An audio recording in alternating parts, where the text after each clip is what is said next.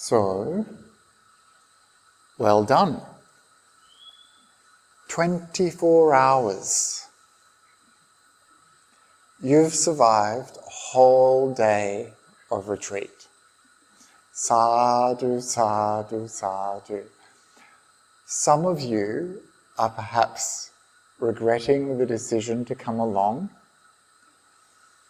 having seen what's going on in your mind. Perhaps getting a little frustrated, a little bit fed up with your monkeys. Did you really think that just a few hours of meditation was going to change it all? Did you really think you could just turn up and like that become the Buddha? No. It's going to take a little bit longer. But what's really good for many of you is that you see the suffering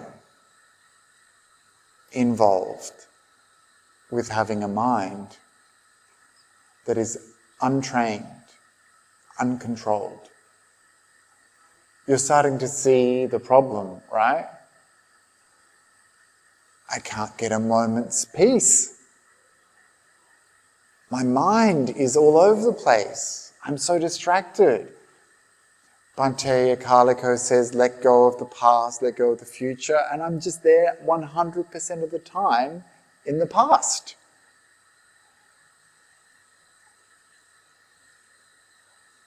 It's so easy to understand what we need to do. We've all seen the cup. And yet, it's so difficult. And so it's good that you're suffering.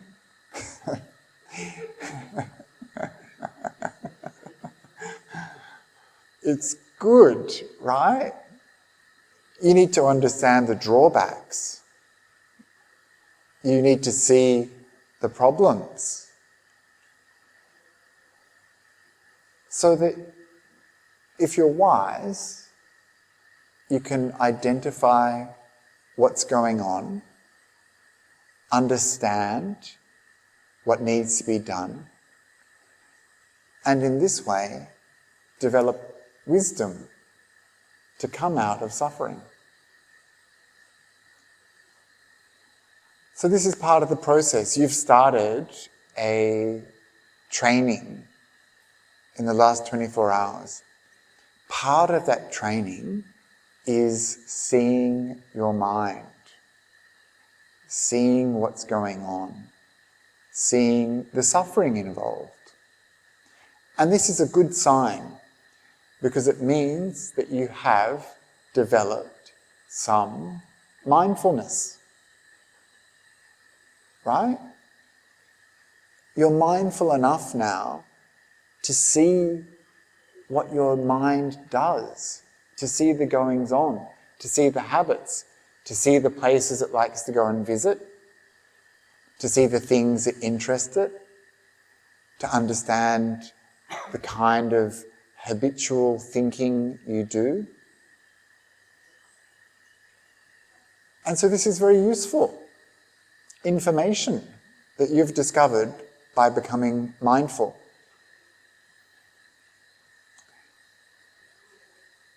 And so we need to recognize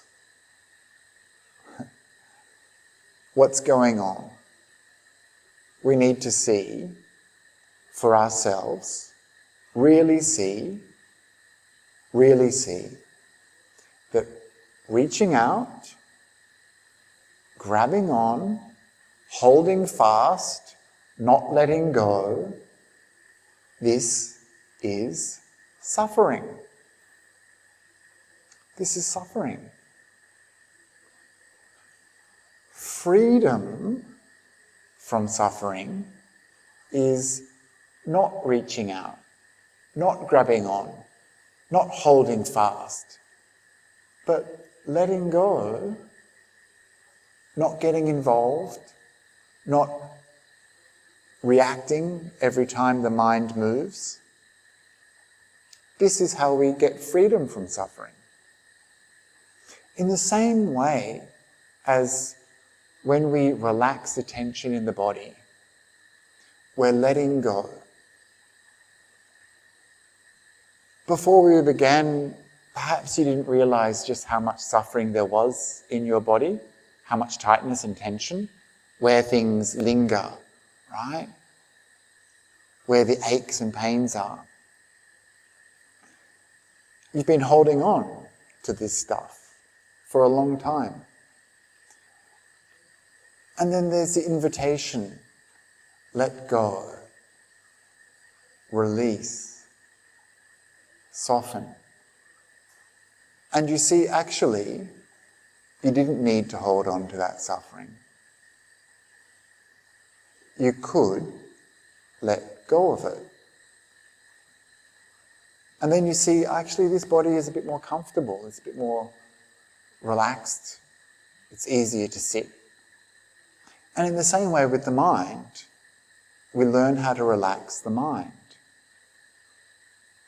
We see it reaching out for those thoughts coming. And Bhante Akaliko said, don't get involved, don't reach out, don't grab them. And so when we just pause and stop and don't put our mental hands out to grab them like that monkey in the tar trap, then we're already starting to come out of a lot of the habit pattern of the mind that leads to this pattern of distraction and agitation, busyness. And it's possible. I wouldn't suggest it to you if it wasn't possible. And sometimes it's so difficult to believe teachers when they say, look, if you just do this, you'll get some peace. It's difficult to believe because, firstly, we don't have anything to compare our mind to. All we see is the stuff, the busyness, the activity, the distraction, the lack of control. We can't imagine how it might be to have a mind that is calm and peaceful, where thoughts barely arise. So it's difficult for us to believe it. We need to see that for ourselves. But the way we get to see that is by listening to the instructions and by following them, by putting our trust in a process. And so if I say, see if you can just let go of relaxation, let go of tension in the body, you test it. Okay, if I relax, how does it feel? Oh, it does feel better after all. Okay, I'll trust the teaching a little. If I say, if you keep going to the past and future, you're suffering, and then you sit there and you're thinking about the past, and you're just going round in circles, and you see, actually, he was right. And that going to the future, planning, thinking, wanting, wishing, that this is suffering. And you see, actually, yes, I can start to believe that is uncomfortable. My mind doesn't have any peace. And then, for a few moments maybe, you're present. Even just for a few seconds. And that cramped, busy, tight, restricted mind suddenly opens up. And it's like expansion, openness. There's a brightness, there's a feeling of lightness. And it feels good. And you think, how did this come about? It came about because you let go of the past, you let go of the future. You're not craving, you're not wanting, you're not pushing things away. And then what's left is peace. And that peace is so beautiful. Then you have something to compare, right? And it may just last just a tiny, tiny little bit of time. But that is very precious. It gives us information. There is this potential for my mind to become calm and peaceful. And then, if you keep on following that process of meditation, you'll see that these small moments become larger moments. They become 10 seconds, 20 seconds, 30 seconds, maybe even a full minute where you just feel good, calm and peaceful. And there's a real pleasure involved in this process. It feels good to pause and stop. It feels good to let go of suffering. So how do we get to that point?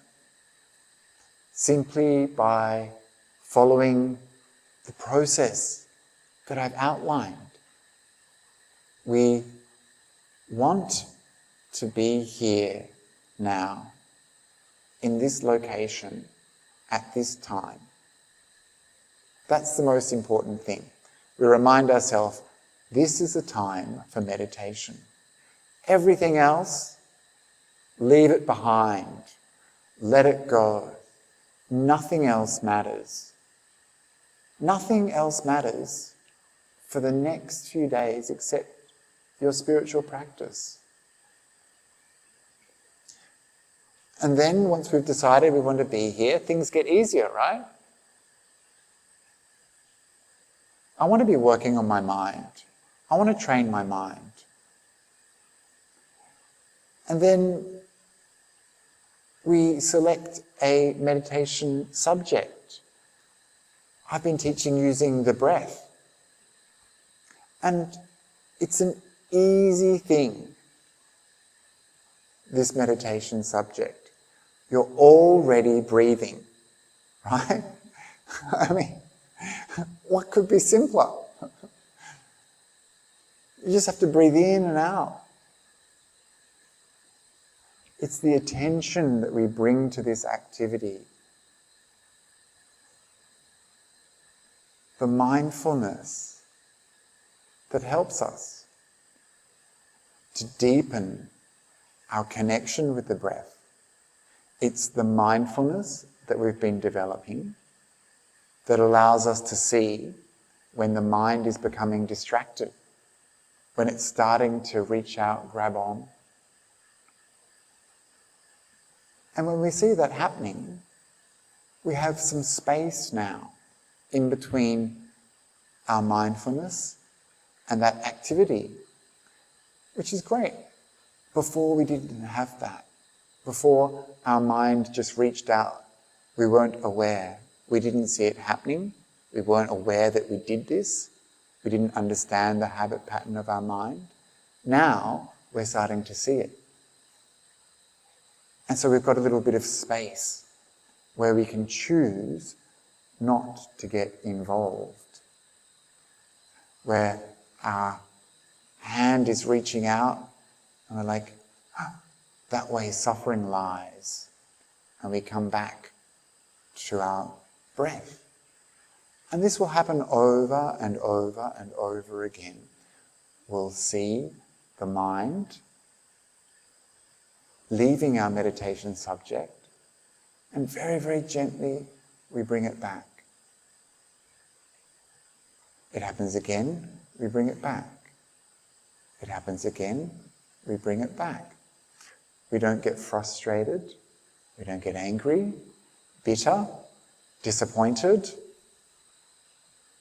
We understand this is the habit pattern that my mind has become. we'll work to change that very slowly. And the thing that's going to help us is understanding where happiness lies and where suffering lies, being able to distinguish between the two. At the moment, we still kind of enjoy getting distracted. We like thinking about the past. We love planning the future. It's so good to think about what we'd be having for dinner if we weren't here. But this is all just stuff going on in the mind. It's not going to lead us deeper into meditation. It's not going to help us to come out of suffering. And so we need to identify what things lead to suffering and what things lead away to suffering, lead away from suffering to freedom. It's going to take a little bit of effort, a little bit, the right amount. A lot of teachers, like even my teacher Ajahn Brahm would say, don't do anything. Don't do anything, just sit there and be quiet. And for a lot of people this will work. But for slow learners like me, I had to understand that when I was just sitting there, I wasn't doing nothing. I was doing an awful lot. I was thinking about this, going to the past, going to the future, and that I needed some help. I needed some training. So one thing that really helped me was to understand just how much effort I needed to use. We want to learn how to do nothing, but we might need to support doing nothing with a little bit of effort. And the image that really helps me is from the sutras, and it's the image of a little baby bird, a quail, a tiny little bird.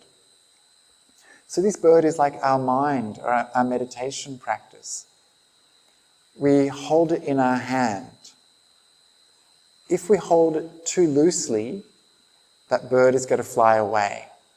If we do nothing and just expect good results, then we're like open hands, like the bird is gone, right? If we hold it too tightly and force our mind and put a lot of pressure and will, then we'll end up squishing that poor baby bird to death.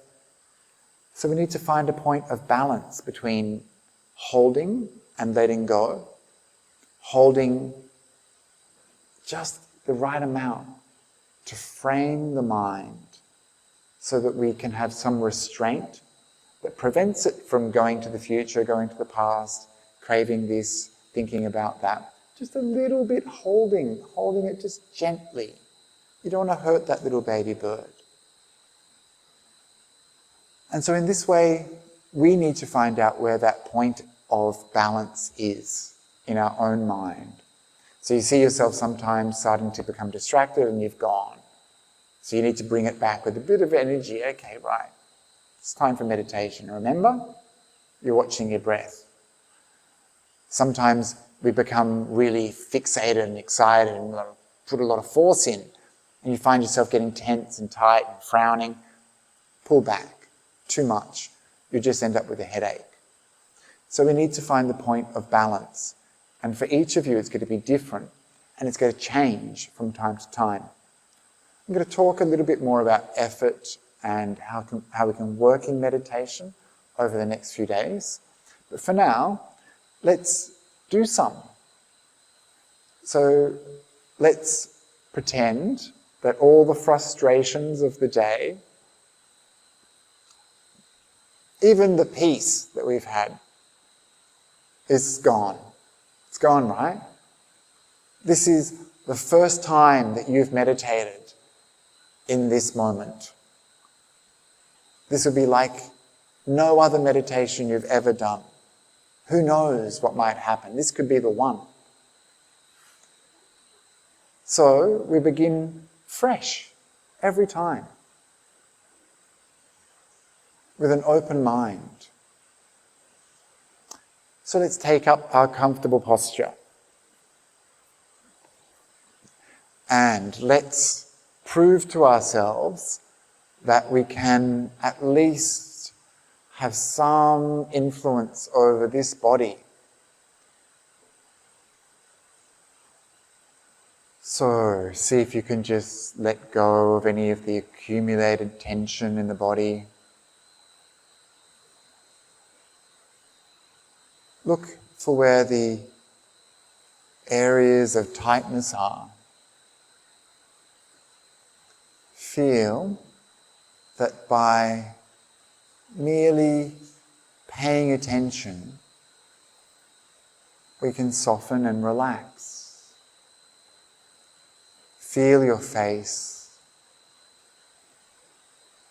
becoming smooth, without worry, without tension, without force, relaxed.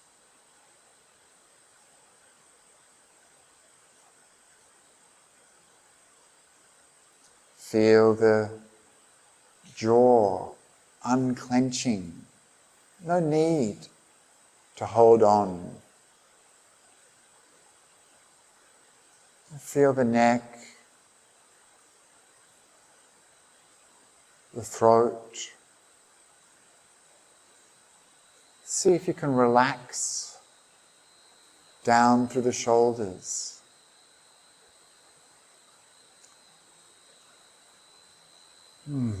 See, already it starts to feel more comfortable, this body. Allow the arms to be heavy and relaxed, all the way down to the fingertips.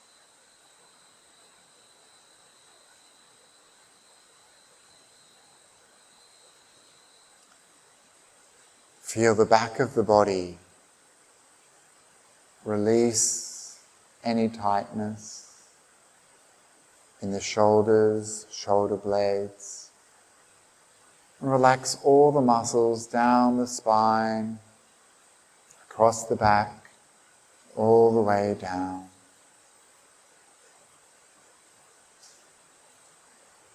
Relaxed.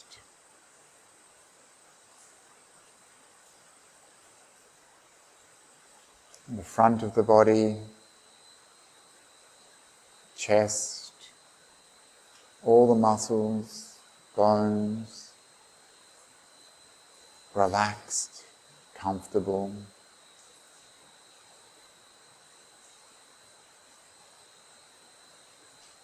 And deep inside the abdomen.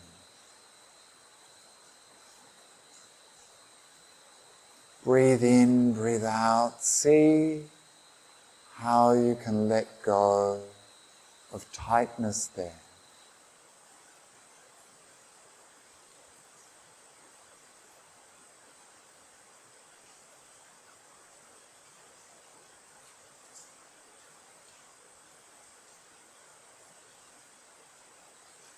And then relaxing down through the hips, releasing the buttocks. Softening down through the thighs, letting go of any tension in the knees, relaxing the shins, calves. Feel the ankles loosening, feet soft, and all that tension and tightness draining away.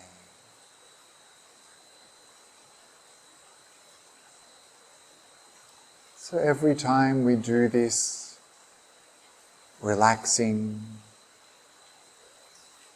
we allow ourselves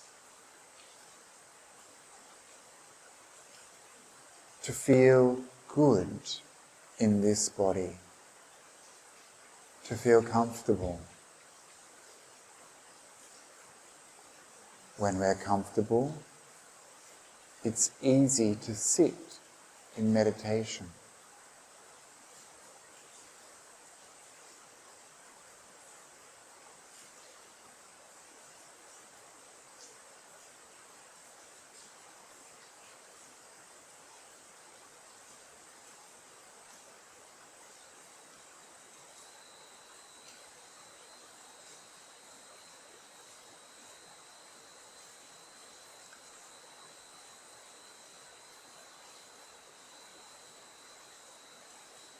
And already the mind becoming calm and peaceful. We understand that when the body is relaxed, the mind is peaceful and calm.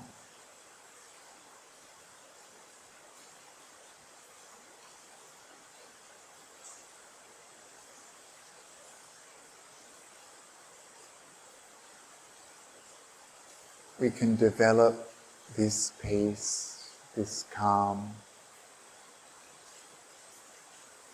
by letting go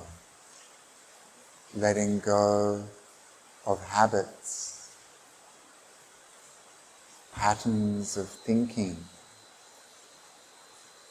letting go of internal dialogue, letting go of the past and future.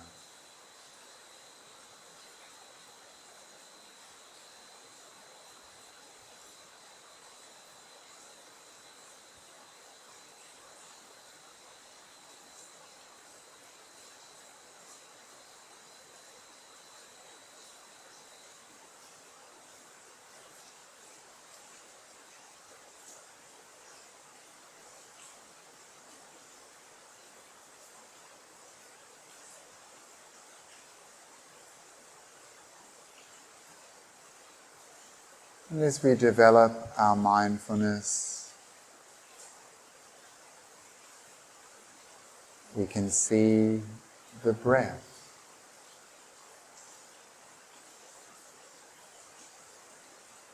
And this breath, this is what will take us deeper and deeper into meditation.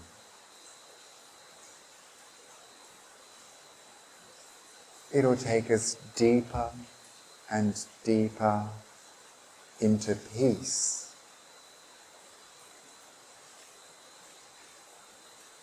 It will brighten up our mind, increase the clarity of our mind. It'll bring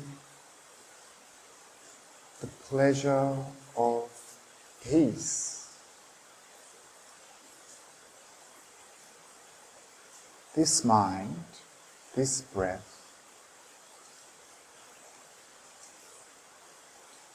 will experience bliss. And all we need to do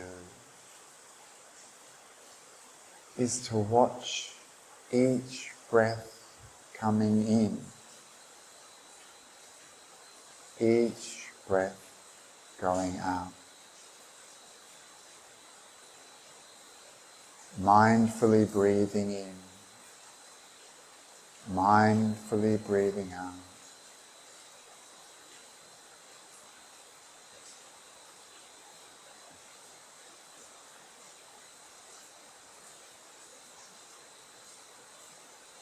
When thoughts or distractions come,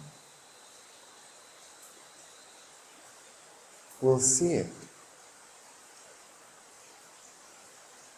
We understand, that way suffering lies. And so we don't get involved, we don't reach out, we don't hold on. Gently but firmly, we return to the breath over and over and over again. And this is how we train our monkey mind. So keep on watching the breath for the remainder of the session.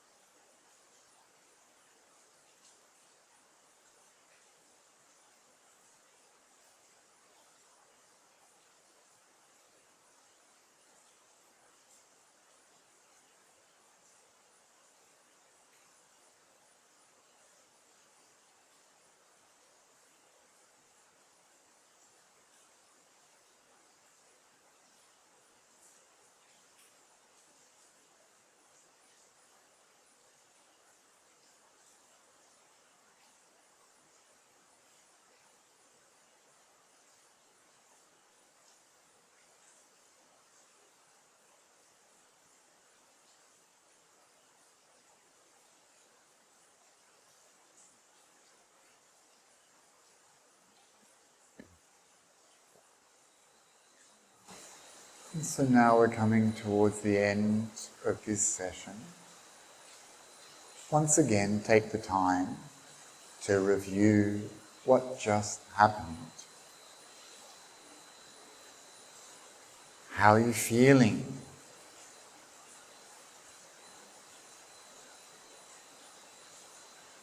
How did your meditation go?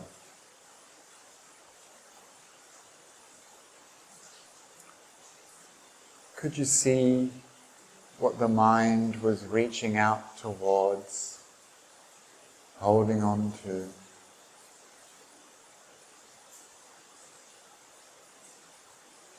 Could you see the habit of the mind?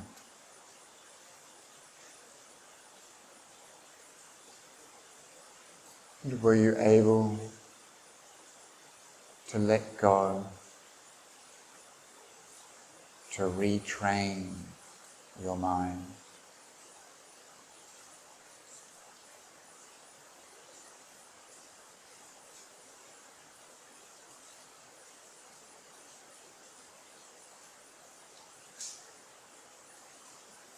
And can you see that reaching out, holding on, that this is suffering, and that letting go is freedom from suffering, happiness?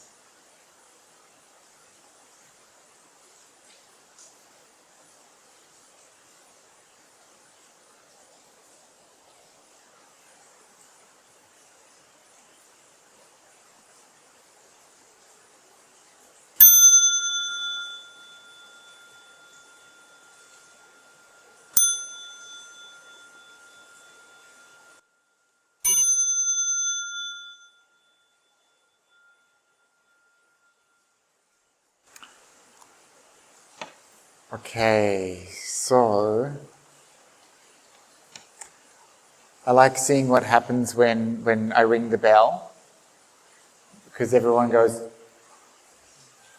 But for a monk, they use bells for all sorts of things, mostly for food or for meditation. So sometimes the conditioning is that when I hear the bell, I feel hungry, right?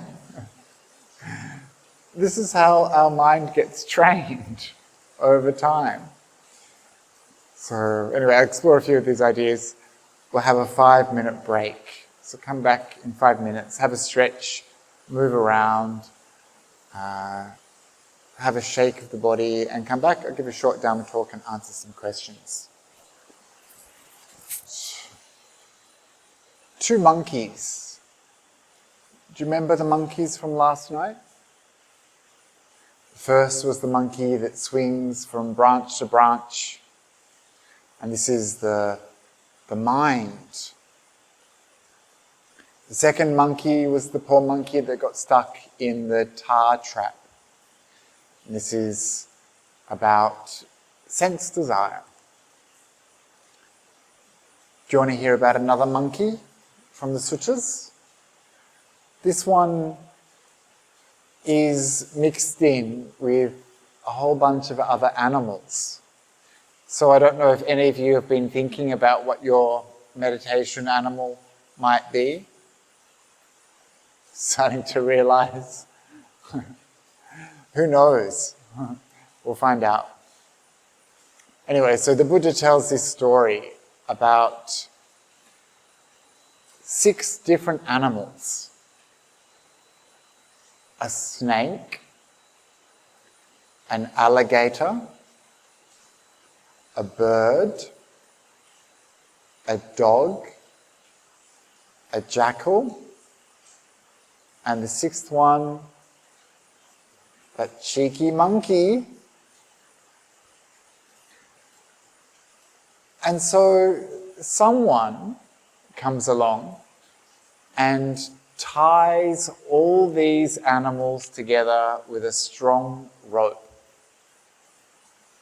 Can you imagine? It's quite an image, isn't it? All of these diverse animals tied together in one rope. And so the Buddha says, what would happen? What would happen? Well, the snake would want to go to the anthill. Apparently snakes like anthills. The alligator would want to go to the river. The bird would want to fly in the sky. The dog would want to go to the village. The jackal would like to go to the charnel ground where the dead bodies are. And the monkey, where would the monkey like to go? To the forest, yes. To swing among the trees. So all of these animals, all wanting to go in different directions, all pulling, tied together. Which one would win? Whichever was the strongest, right? The others would just get tired one by one and collapse. And the one that is the strongest would take them wherever it wanted to go. And so this is a simile for our senses and for our mind. We have snake eyes. For some reason the alligator is ears and hearing. I don't know why. It doesn't make sense. I don't think alligators have ears, do they? Anyway. And the bird, of course, is the beak. The dog always wants food, right? Goes to the village for food. The jackal wants bodies. Sensations, touch.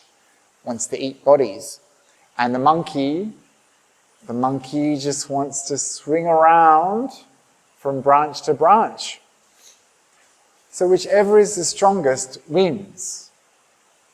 And this is how it is for us as meditators too, or even in our non-meditation time. The strongest sense desire will win. And that's what happens. We'll be sitting here in meditation like I was this morning. I was feeling quite fine, everything was going well. And then a subtle whiff of breakfast being cooked. Did you also get that subtle whiff of breakfast? And I was like, oh. And suddenly all of my attention was just on this delightful aroma. And I was thinking, what was it? Is it going to be pancakes? My mind became overwhelmed by that sense. And then later on today we were meditating when it was raining, and the sound of the rain was quite loud, right? And I found my mind continually going to my ears, hearing. And I usually like the sound of rain. But today I found that it was very difficult for me because it was so loud and my mind just kept on going. And so this is how it is for us having senses, right? This is what the Buddha called an unrestrained mind. Although they'd been tied up with rope, they weren't restrained, those senses. They were just left to their own devices, and they would go wherever they wanted. In the same way, if we don't restrain our mind, our senses, then our mind will just go wherever. It'll follow, just like those animals, wanting to go where they like to go, wanting to go where they're inclined to go, back to their territories. In the same way, our mind will just go wherever it's inclined. It'll just follow whatever is the strongest thing to follow. And so we follow both pleasures and aversions. We like the smell of breakfast. Maybe we don't like the sound of rain. In both these cases, the mind is moved by the object. In both these cases, the mind is not being restrained. The Buddha said that someone who is truly restrained neither responds to pleasures or runs away from things that it doesn't like, neither moves towards nor runs away, just accepts what's going on neutrally. So for most of us, the animal that has the strongest pull is going to be that cheeky monkey, especially once we finally sit down to meditate and we tune off most of our senses just a little bit. We're actually practicing sense restraint. So we're actually training. We're coming into stillness. We're not using most of our senses, right? From time to time, they might get triggered.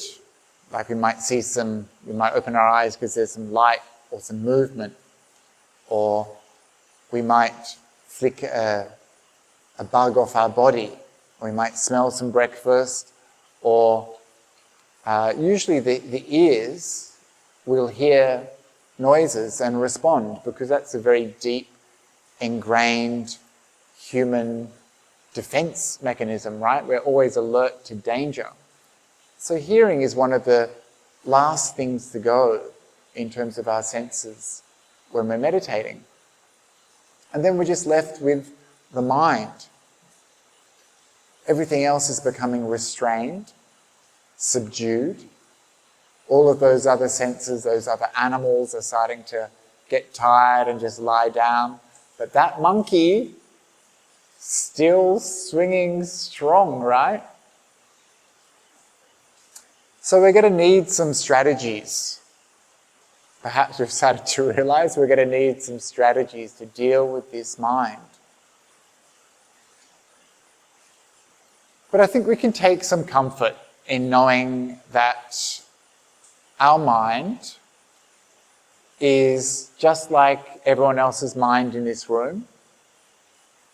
And even at the time of the Buddha, people had the same problems that we encounter with our mind today. Isn't that reassuring? Something I find even more reassuring is that the Buddha, before he was the Buddha, also had a crazy monkey mind. Isn't that good news? Makes you feel so much better, yeah? And the potential, who knows? At the end of this 5 days, who knows where we'll be? And so even the Buddha had to deal with distracting thoughts before he became the Buddha, when he was still a bodhisattva. He tried all sorts of different things when he was learning meditation under different teachers. And one of the suttas where he talks about how he trained himself is in the Majjhima Nikaya, number 19, the Dvaita Sutta, the 2 types of thought. And this is such a simple but powerful sutta. In it, he says he was troubled by all of these different kinds of thoughts that were coming into his mind. And so he said to himself, why don't I just classify the kinds of thoughts that I'm having into 2 types? 2 types of thought. Wholesome, unwholesome. Or skillful, unskillful. This is kusala, akusala. Really simple, good, bad. beneficial, unbeneficial. This is a good way to work, isn't it? I think there's some stories where people get like a black pebble. Every time they have a bad thought, they put a black pebble. Every time they have a good thought, they put a white pebble.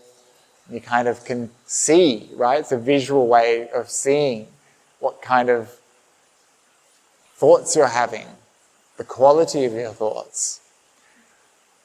But perhaps we need too many pebbles. So the Buddha just was aware, so he had mindfulness, right? He was aware of the thoughts coming up into his mind. And so he started to examine them. And he found that he had three types of good thoughts and 3 types of bad thoughts. 3 types of skillful thoughts, unskillful thoughts, etc. And so the thoughts that he said were unskillful were the kinds of thoughts that led to harm for himself, harm for others, harm to both himself and others, thoughts that obstructed wisdom, thoughts that led to problems, vexation, and which he knew did not lead to nibbana. So that's quite a criteria, right? Thoughts that are harmful to him, harmful to others, harmful for both him and others, thoughts which obstruct wisdom, thoughts which cause problems and which don't lead to nibbana. And he said that there's 3 kinds of thoughts that he could identify that were unwholesome, unskillful, unbeneficial. The first was karma. Karma as in just one M, K-A-M-A. Karma means sense desire, sensual experience. And so these kinds of thoughts, maybe it's difficult for us to see why they were harmful to him, or harmful to others, or harmful to both him and others.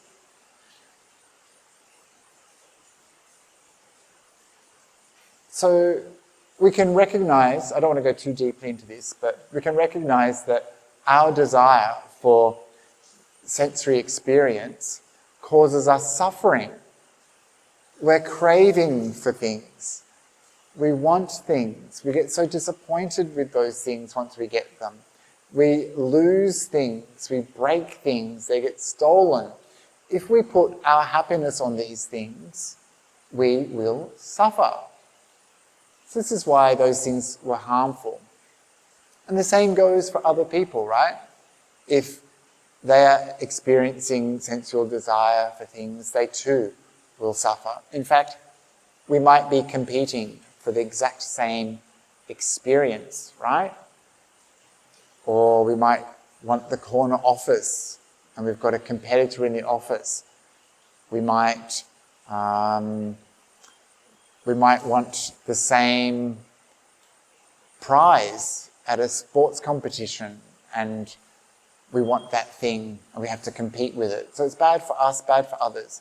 And in that way it's bad for us and bad for others, both. It's a good criteria for what's good and what's bad. Something that is harmful to me, but not harmful to others, fine.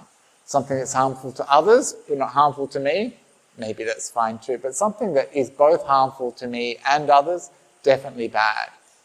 And so this is what the Buddha saw with something like sense desire. And it was the same, he said, for thoughts of ill will.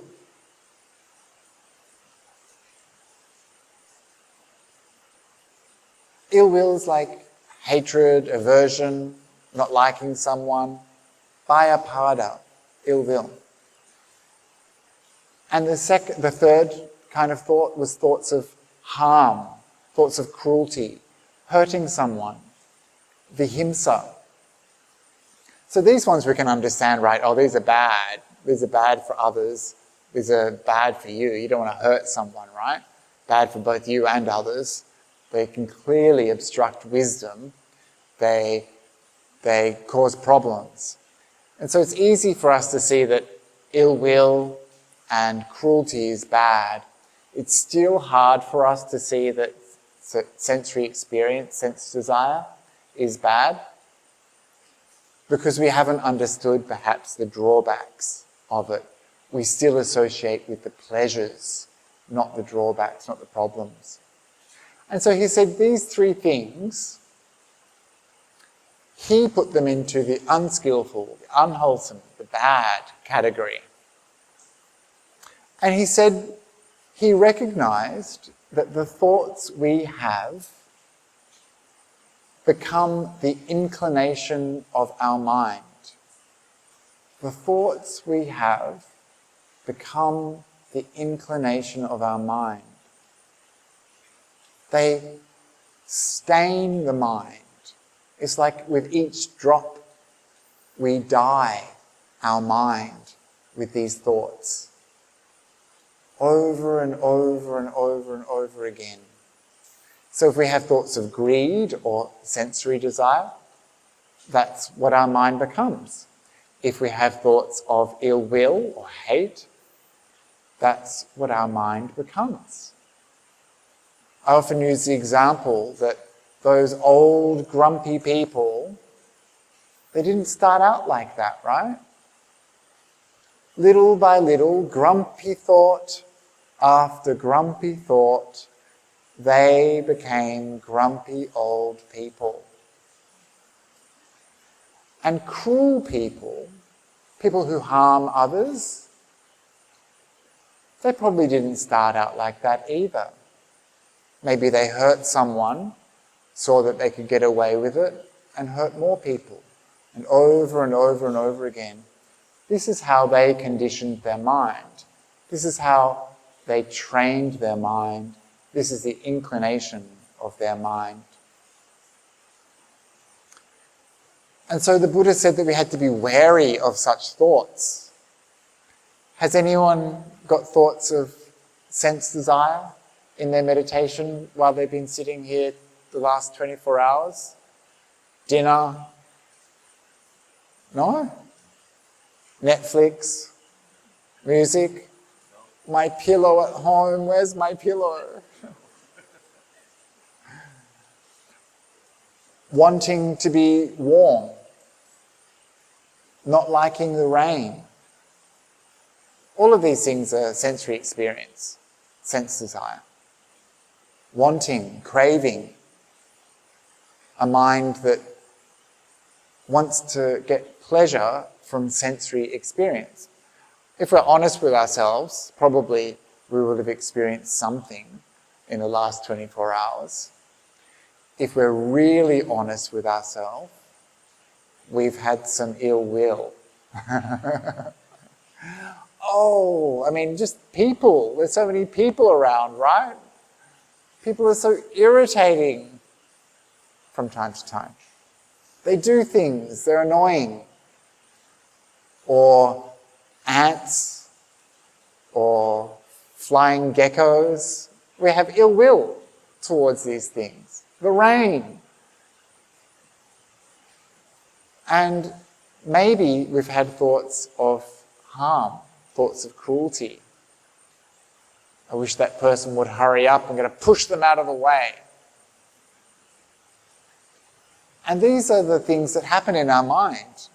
When we start meditating, actually, a lot of people get really distressed. And I had a woman come to me just recently for an interview, and she said, I have thoughts of harming people.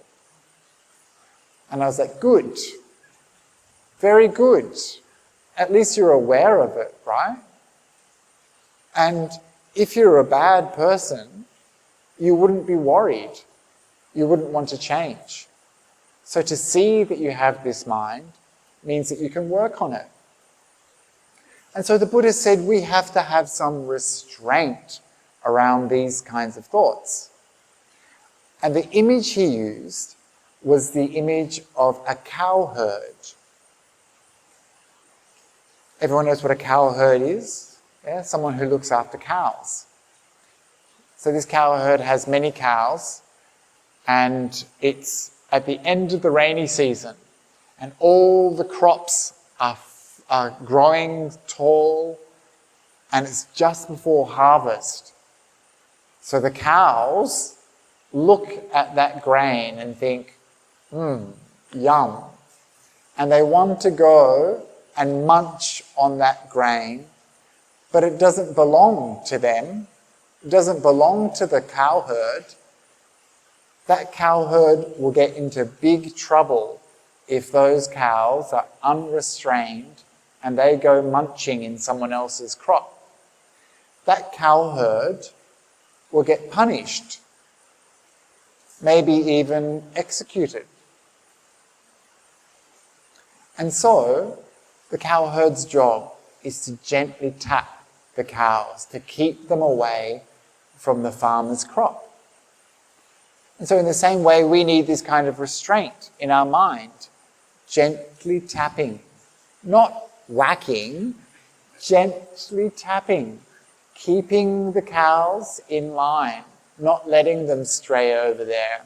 Because if they go over there into sense desire, ill will, cruelty, they will just munch away happily for days. You've seen in your own mind when a thought of ill will comes up, you just love to chomp on that ill will, right? It feels so good thinking about hating someone, right? Oh, that person, they're so bad, they're terrible. I hope that everyone ends up seeing them for what they are. I'll show them one day, I'll get them back. I hope they get punished. This is what goes on in our head, right? Right? No? Oh. Are you sure? Not that bad? Oh, very good. Okay. But if we allow ourselves to, that's what will happen in our mind. We'll start to chomp on those things. So we have to be like that good cow herd, gently tapping. When you see the mind starting to stray towards sense desire, ill will, or cruelty, give it a good tap. And I just say at this point that we're talking about the Bodhisattva here. He said, my mind has sense desire, my mind has ill will, my mind has thoughts of cruelty. We need to see these things in our own mind if we want to deal with them. And he recognized them and their danger, the drawbacks. So that's the bad category, where we need to restrain our mind. As soon as we see it, those cows wandering off, back to the breath. And then on the other side, he said there's thoughts of renunciation. So renunciation is the opposite of sense desire. We voluntarily give up. Voluntarily give up sense desire, so that we may be free from sense desire. Renunciation. Non-ill will. The opposite of ill will. Love. Non-cruelty, non-harm. The opposite of cruelty, the opposite of harm. Compassion. These three things, renunciation, non-ill will, love, non-harm, compassion. These things were skillful thoughts, beneficial thoughts, wholesome thoughts. And so when I say letting go,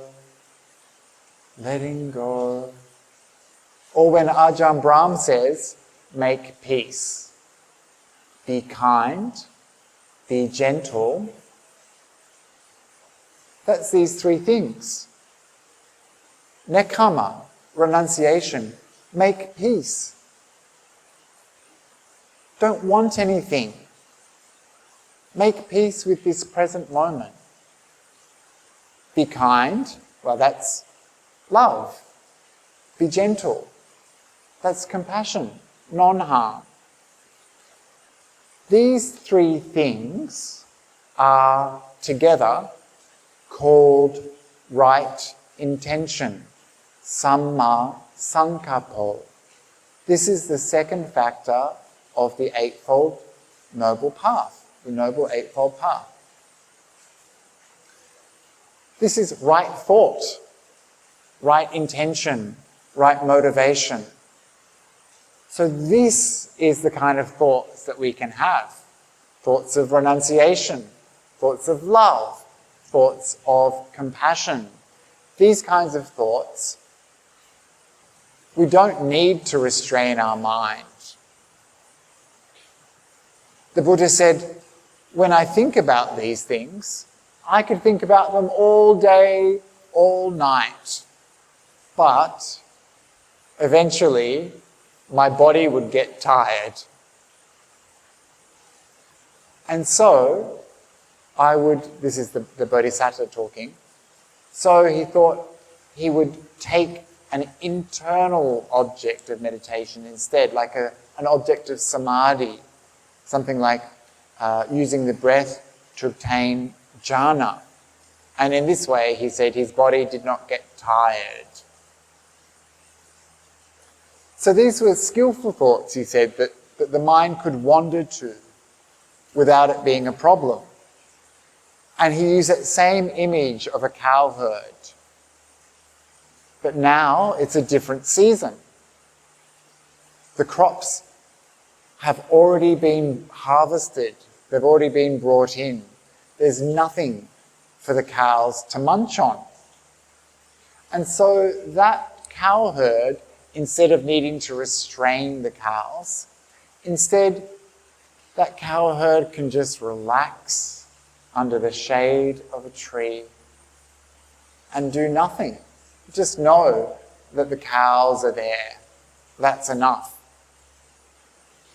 And so the same for us in our meditation practice.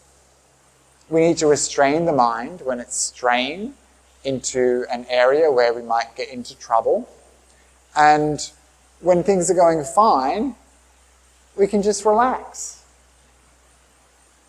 We can just enjoy the bliss that comes with renunciation, the good feelings that come from love, compassion.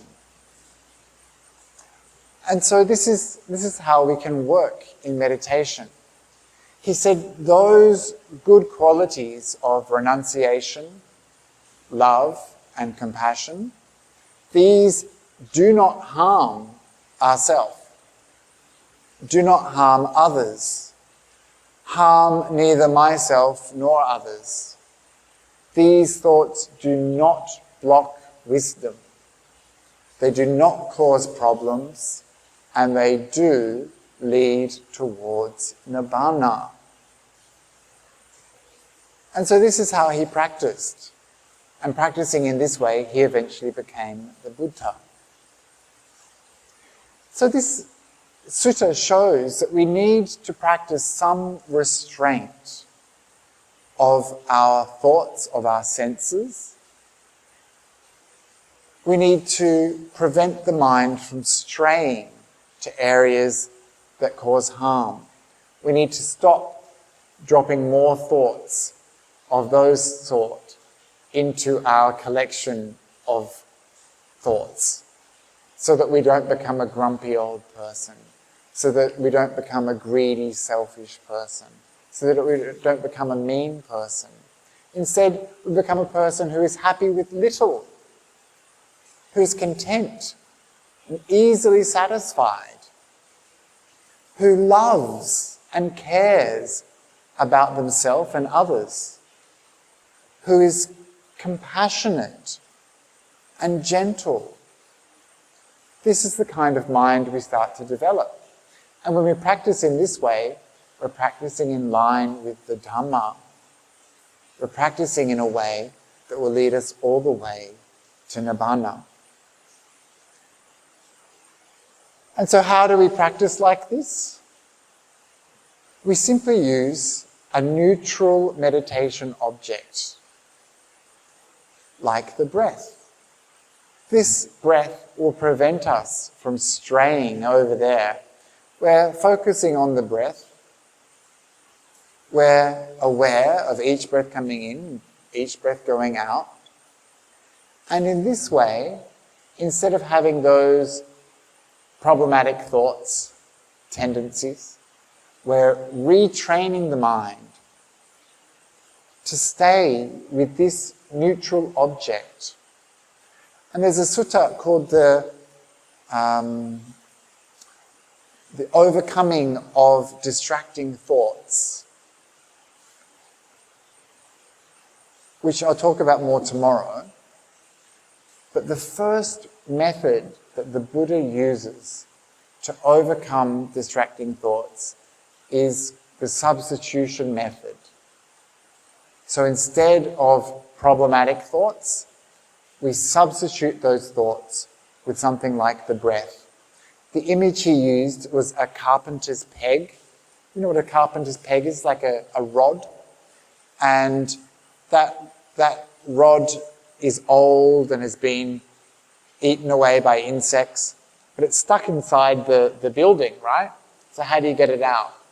So he said you just take another rod and you use it with a hammer to push it through so that the old rod pops out the other side and the new rod takes its place. In this way, we substitute distracting thoughts with something like the breath. So every time a thought comes into your head, you have a choice. Do I go over there and munch? Or do I use my meditation subject to restrain the mind, to bring it back to peace and goodness? And so this is how and why we use the breath. And I'll talk more about that and some other aspects of that sutta tomorrow. There's a few questions. We've got a few minutes left, so I'll quickly answer them before we wrap up for the night.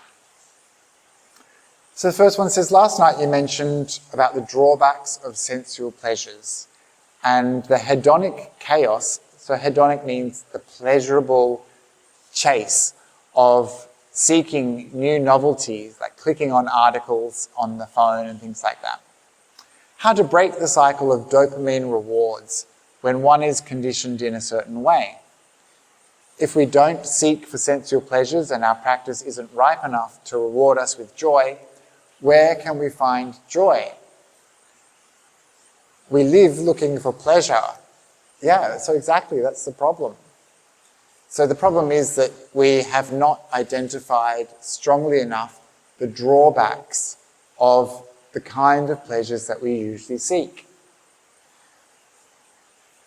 We don't want to identify them because that would take away all of our fun. Right? It's hard for us to admit that it's no longer enjoyable to scroll through our phone endlessly. It's hard for us to admit that looking on Facebook no longer brings you any pleasure. And yet we still go back hoping this time, something, anything, please. We understand that there are drawbacks, but we don't fully appreciate just how deep those drawbacks go. Everything that is a sensual pleasure is impermanent. It is subject to change. So this alone is a problem. The things we enjoy, suddenly one day they turn out to be not so enjoyable for us. We love chocolate cake. And then one day chocolate cake just doesn't do it for us anymore. We've got this empty experience. Our sensual pleasures can be taken away at any time. Look what happened with COVID. All of our enjoyments got ripped away from us, right? You couldn't go out to dinner, you can't go to the movies.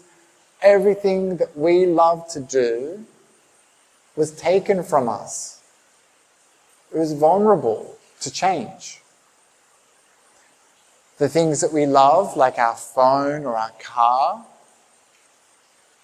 can be stolen by thieves, damaged by dropping it or from hail. It can be scratched, broken, and if that's where we put our happiness, we're going to suffer. And the biggest problem with sensual pleasures is that our mind is insatiable for them. Insatiable. We want more and more and more and more, and we're never satisfied. The image the Buddha used to describe this drawback is a dog at the butcher's shop, and the butcher wants to scrape the bone clean of any meat. The butcher wants to sell the meat, right? Not get a throwaway meat. Once the bone is cleaned, he throws it to the dog. The dog picks it up, gets the scent, the flavour of meat, but doesn't get any nourishment at all. The dog, the Buddha says, reaps only weariness and disappointment. In the same way, we are like that dog. Yeah, munching away, hoping this will bring us pleasure, and then we find that actually we're not satisfied at all because we want more. That thing didn't fill us up, didn't nourish us. And so this is some of the drawbacks of sensual pleasures. So how do we get out of that habit, or we identify the drawbacks? And then we have to see where true pleasure lies, where true happiness lies.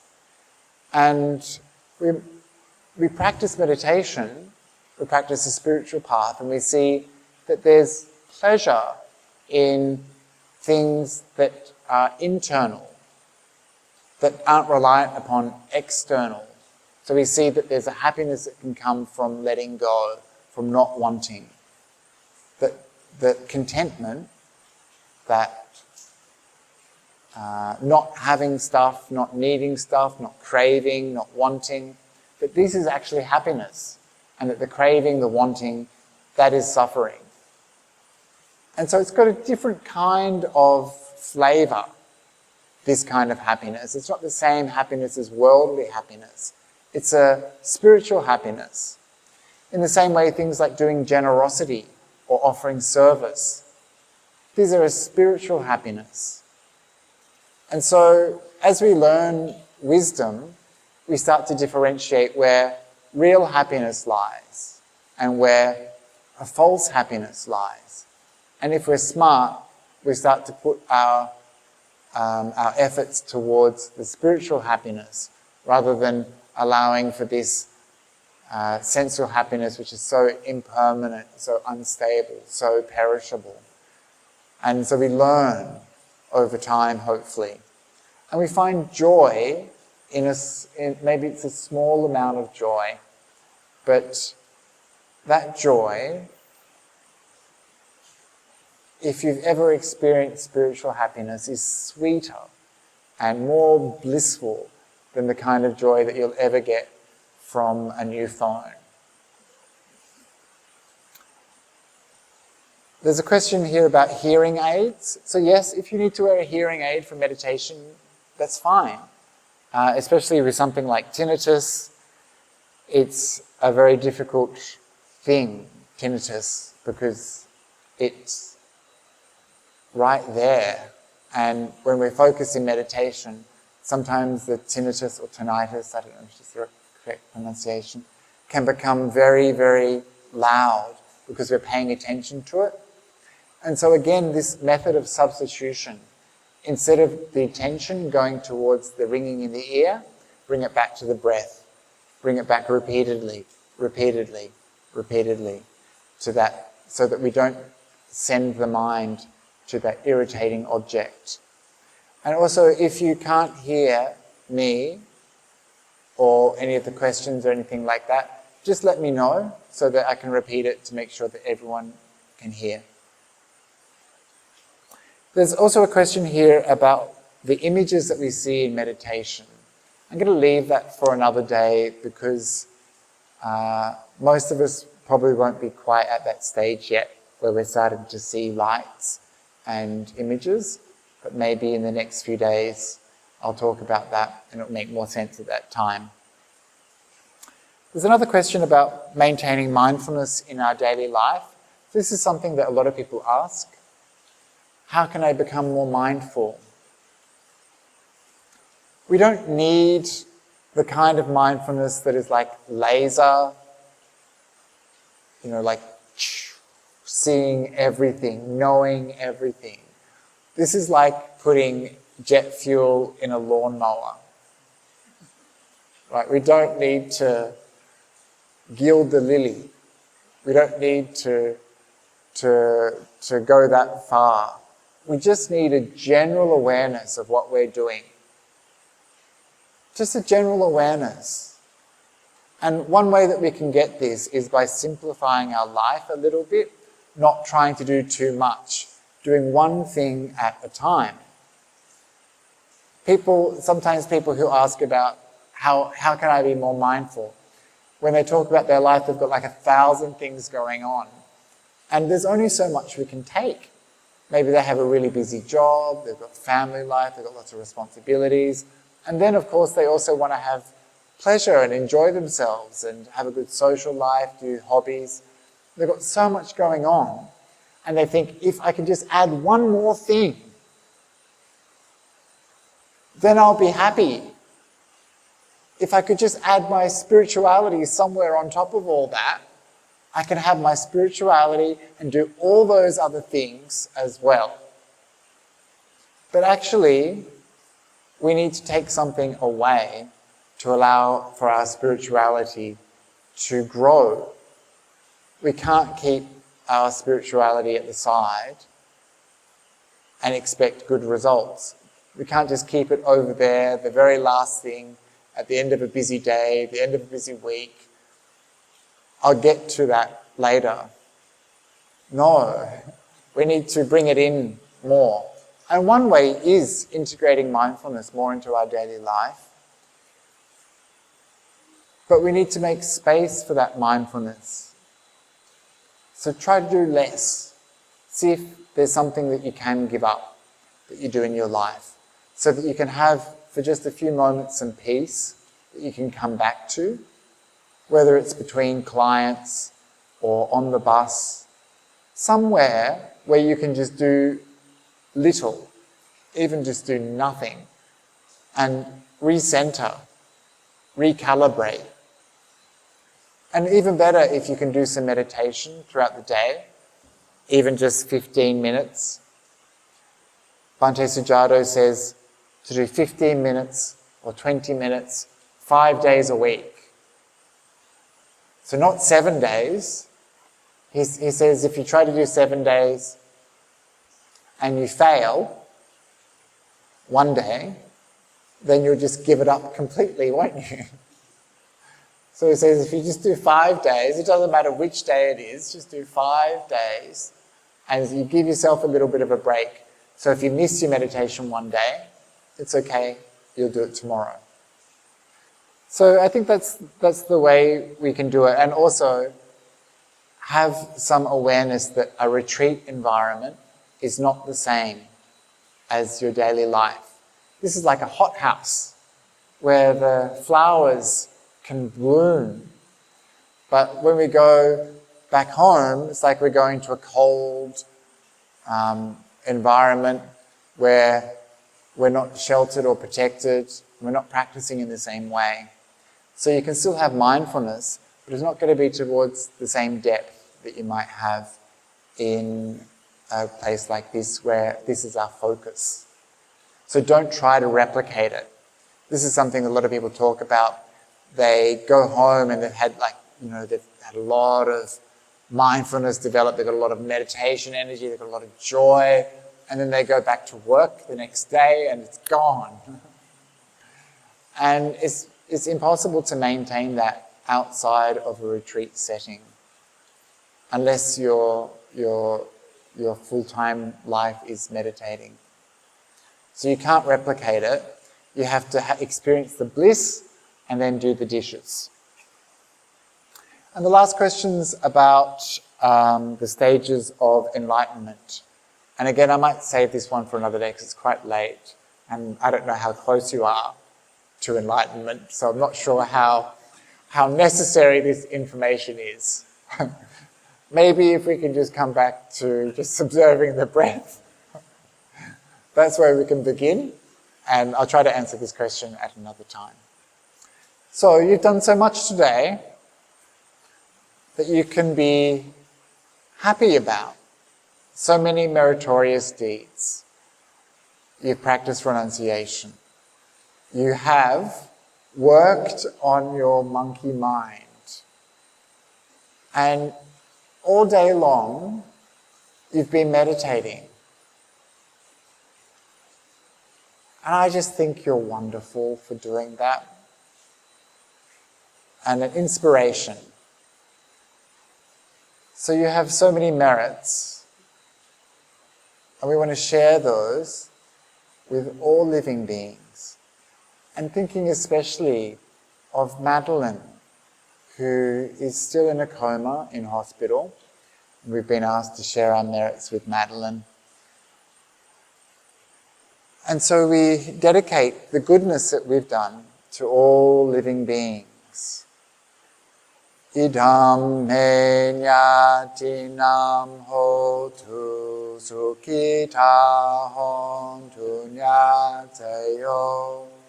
Idam me nyatinam hotu sukhita hontu nyatayo. Idam me nyatinam hotu sukhita hontu nyatayo. Sadhu, sadhu, sadhu. And we finish by paying respects to the Triple Gem.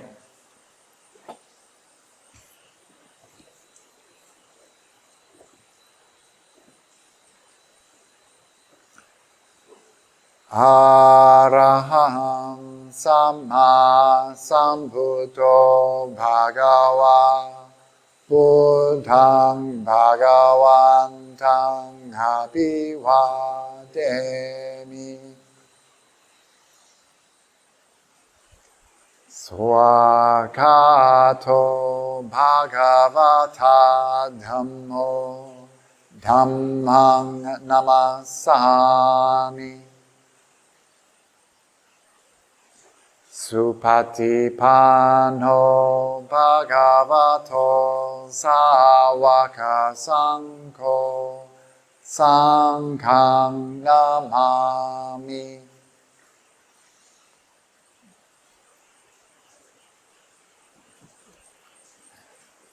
Sadhu, sadhu, sadhu.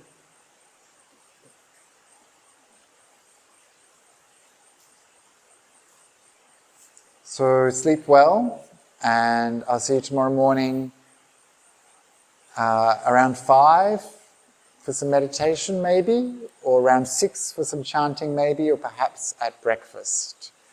And I wish you a good night and pleasant dreams.